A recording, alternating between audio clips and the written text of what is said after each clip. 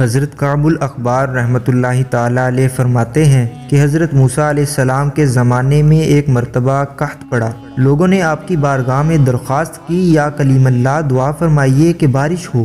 آپ نے ارشاد فرمایا، میرے ساتھ پہاڑ پر چلو۔ سب لوگ ساتھ چل پڑے تو آپ نے اعلان فرمایا، میرے ساتھ کوئی ایسا شخص نہ آئے جس نے کوئی گناہ کیا ہو۔ یہ سن کر سارے لوگ واپس چلے گئے، صرف ایک آنکھ والا آدمی ساتھ چلتا رہا۔ تو حضرت موسیٰ علیہ السلام نے اس سے فرمایا، کیا تم نے میری بات نہیں سنی؟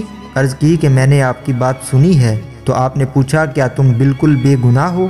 عرض کی، یا کلیم اللہ مجھے اپنا اور کوئی جرم تو یاد نہیں، البتہ ایک بات کا تذکرہ کرتا ہوں کہ اگر وہ گناہ ہے تو میں بھی واپس چلا جاتا ہوں۔ فرمایا، وہ کیا ہے؟ عرض کی کہ ایک دن میں نے گزرگاہ پر کسی کی قیام گاہ میں ایک آنکھ سے جھانکا تو کوئی کھڑا تھا۔ کسی کے گھر میں اس طرح جھانکنے کا مجھے بہت صدمہ ہوا، میں خوف خدا سے لرز اٹھا، مجھ پر ندامت غالب آئی اور جس آنکھ سے جھانکا تھا اس کو نکال کر پھینک دیا۔ ارشاد فرمائیے، اگر میرا یہ عمل گناہ ہے تو میں بھی واپس چلا جاتا ہوں۔ حضرت موسیٰ علیہ السلام نے اس کو ساتھ لے لیا۔ پھر پہاڑ پر پہنچ کر آپ نے اس شخص سے ارشاد فرمایا، اللہ سے بارش کی دعا کرو۔ اس نے یوں دعا کی کہ یا قدوس، تیرا خزانہ کبھی ختم نہیں ہوتا اور بخل تیری صفت نہیں، اپنے فضل و کرم سے ہم پر بارش برسا دے۔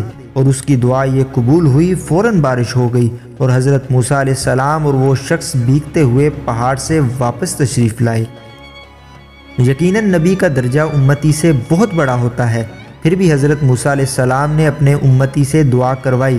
خود ہمارے پیارے آقا صلی اللہ علیہ وآلہ وسلم نے افضل الانبیاء ہونے کے باوجود عمرے کی اجازت دیتے ہوئے حضرت عمر فاروق رضی اللہ تعالی عنہ سے ارشاد فرمایا، اے میرے بھائی، ہمیں بھی اپنی دعاؤں میں یاد کرنا اور بھول نہ جانا۔